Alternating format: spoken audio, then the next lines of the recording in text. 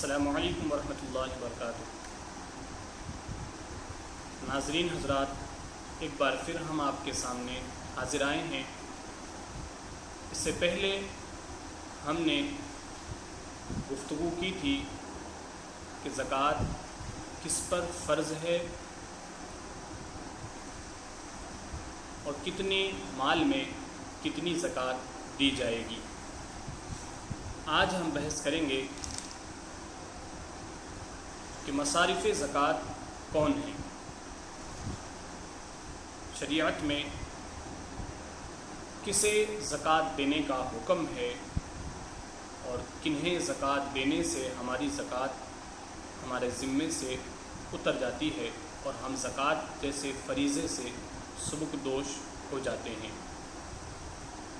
اللہ تبارک و تعالیٰ کلام پاک میں ارشاد فرماتا ہے، انما الصدقات للفقراء والمساکین والعاملین علیہا والمؤلفۃ قلوبہم وفی الرقاب والغاملین وفی سبیل اللہ وابن السبیل فریضۃ من اللہ واللہ علیم حکیم۔ یہ سورہ توبہ کی آیت کریمہ ہے۔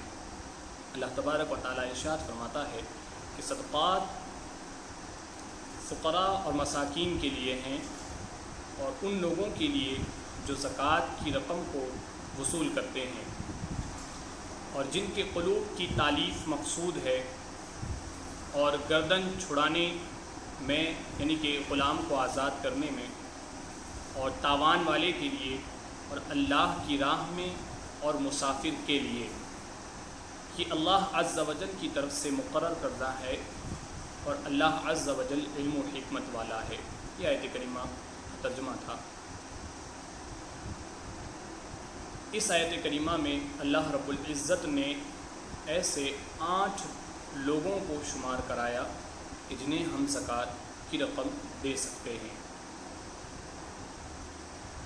سنن ابی داؤد میں زیاد بن حارث صدائی رضی اللہ تعالی عنہ سے مروی ہے کہ رسول اللہ صلی اللہ علیہ وسلم نے ارشاد فرمایا، اللہ تعالیٰ نے صدقات کو نبی یا کسی اور کے حکم سے نہیں رکھا، بلکہ خود اس نے اس کا حکم بیان فرمایا اور اس کے 8 حصے کیے۔ یعنی زکوٰۃ ہم کنہیں دیں یہ نبی نے نہیں بتایا، بلکہ خود اللہ رب العزت نے بتایا کہ کن لوگوں کو زکوٰۃ دینے سے ہماری زکوٰۃ ادا ہو جائے گی۔ تو اس آیت کریمہ میں 8 لوگوں کو شمار کرایا۔ تو آئیے ہم دیکھتے ہیں کہ وہ 8 لوگ کون ہیں۔ ان میں سے پہلا ہے فقیر، دوسرا ہے مسکین، تیسرا ہے عامل، چوتھا ہے رقاب، پانچواں ہے غارم، چھٹا ہے فی سبیل اللہ اور ساتواں ہے ابن السبیل۔ یہ 7 اشخاص ہیں۔ ان میں جو 8واں جسے شمار نہیں کرایا وہ ہے مؤلفۃ قلوب۔ میں کو پہلے یہ بات واضح کرتا چلوں، مؤلفۃ قلوب ابتدائی اسلام میں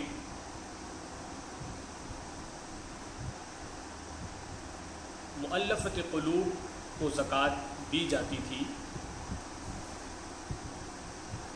مؤلفۃ قلوب کہتے ہیں کہ کسی کے دلجوئی کے لیے، کسی کو اپنی اور رغبت دلانے کے لیے۔ تو ابتدائی اسلام میں چونکہ اسلام کے دشمن بہت زیادہ تھے، تو ایسے لوگوں کو زکوٰۃ کی رقم دی جاتی تھی اور انہیں اسلام کی اور رغبت دلائی جاتی تھی، خواہ وہ غریب ہوں یا مالدار، سبھی کو دی جاتی تھی۔ فی الحال آج کے دور میں مؤلفۃ قلوب زکوٰۃ عموماً کوئی دیتا نہیں ہے۔ خیر، یہ 8واں مؤلفۃ قلوب ہے۔ ہمارے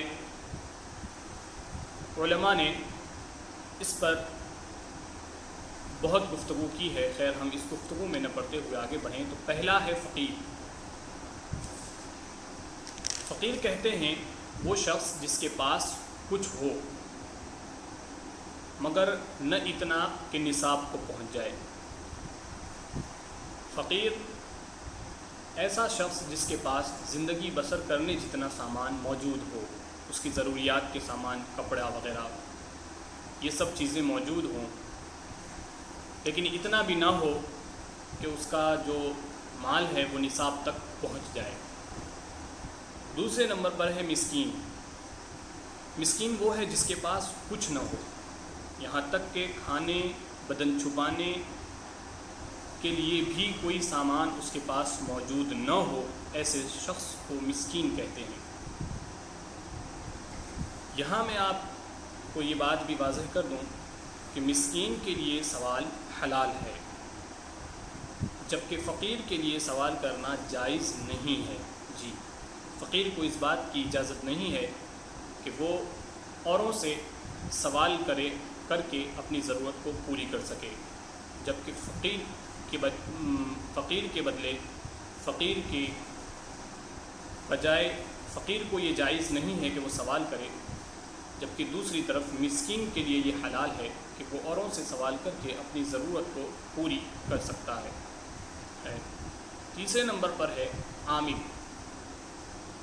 ابتدائی اسلام میں حکومت کی جانب سے کچھ اشخاص متعین کیے جاتے تھے جو گھر گھر جا کر زکوٰۃ اور عشر کی رقم کو وصول کیا کرتے تھے اور پھر اسے بیت المال میں جمع کیا کرتے تھے۔ تو حکومت ان کی اس محنت پر اسی زکوٰۃ کی رقم میں سے کچھ اجرت ان لوگوں کو دیا کرتی تھی۔ انہی لوگوں کو عامل کہتے ہیں۔ تو یہ جو رقم انہیں دی جاتی تھی یہ بطور زکوٰۃ نہیں دی جاتی تھی، بلکہ یہ ان کی محنت کے سبب اجرت کے طور پہ دی جاتی تھی۔ تو تیسرے نمبر پر تھے عامل۔ چوتھے نمبر پر ہے رقاب۔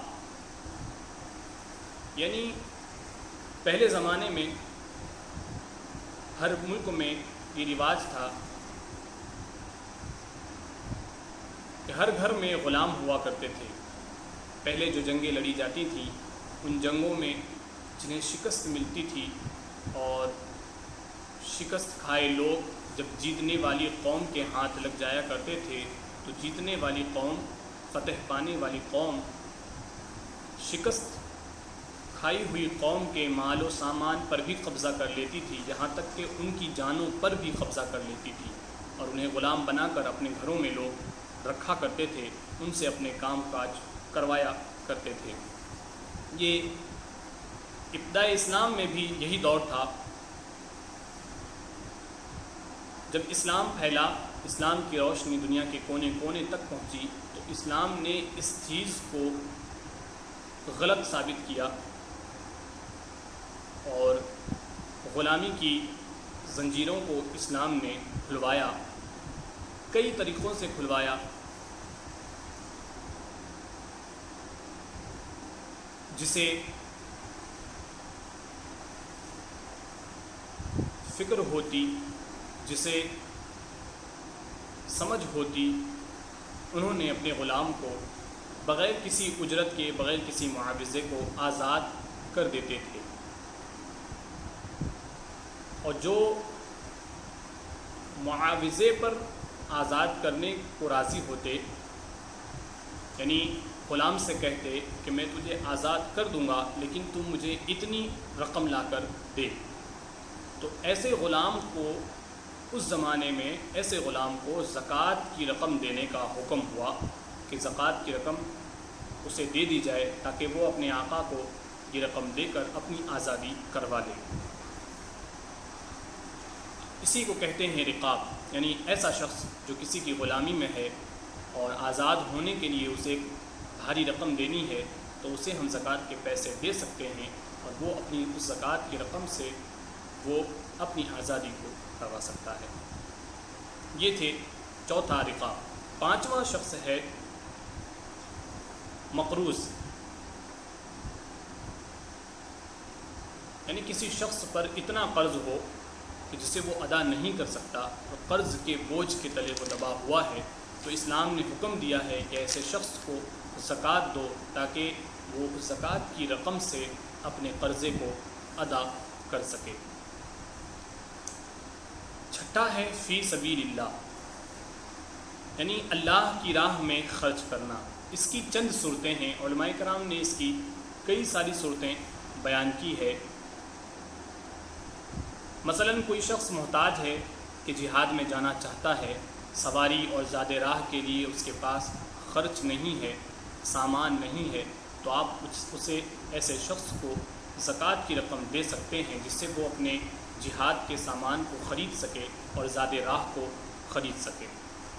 ایسے ہی راہ خدا میں مثلا اگرچہ کوئی حج کرنے کے لیے جا رہا ہے، حج کرنا چاہتا ہے اور اس کے پاس راستے کے اخراجات کے لیے رقم موجود نہیں ہے، تو ایسے شخص کو بھی آپ زکوٰۃ دے سکتے ہیں، لیکن خیال رہے کہ ایسا شخص سامنے سے زکوٰۃ کی رقم مانگ نہیں سکتا۔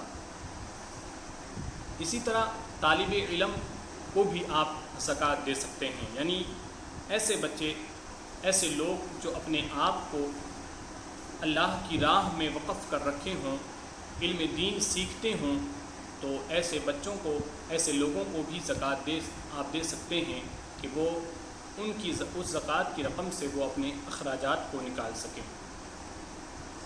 یہی وجہ ہے کہ جو دارالعلوم میں جو زکوٰۃیں دی جاتی ہیں وہ اسی سبب سے دی جاتی ہیں، اسی قبیل سے آتی ہیں کہ وہاں بہت سے طلباء اپنی زندگی کو علم حاصل کرنے کے لیے اللہ کی راہ میں وقف کر کے رکھتے ہیں، گرچہ وہ کمانے کے لائق ہوتے ہیں، اپنے اخراجات نکال سکتے ہیں، لیکن چونکہ وہ اللہ کی راہ میں ہیں اور علم دین سیکھتے ہیں تو حکم ہے کہ انہیں بھی ہم زکوٰۃ دے سکتے ہیں۔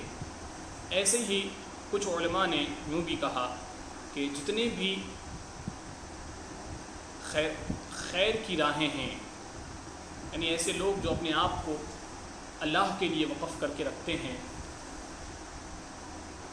اللہ کے لیے اپنے آپ کو وقف کر دیتے ہیں اور نیکی کے کاموں میں رہتے ہیں، تو انہیں بھی آپ زکوٰۃ دے سکتے ہیں۔ تو یہ تھے چھٹے فی سبیل اللہ۔ ساتواں ہیں ابن سبیل۔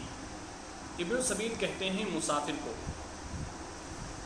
کوئی اگر سفر پہ ہے اور سفر کے دوران اس کے بیچ میں اس کی رقم ختم ہو گئی، اس کے پاس اب اتنا مال نہیں ہے کہ وہ اپنے گھر تک پہنچ سکے، گرچہ وہ مالدار ہے لیکن ابھی سفر پر ہے اور اس کے پاس اتنی رقم نہیں ہے کہ وہ گھر تک پہنچ سکے، تو ایسے شخص کو آپ زکوٰۃ دے سکتے ہیں، لیکن اسے بھی حکم ہے کہ وہ اتنی ہی زکوٰۃ کی رقم لے جتنی اسے ضرورت ہو، ضرورت سے زیادہ اسے بھی حکم نہیں ہے کہ وہ زکوٰۃ کی رقم لے۔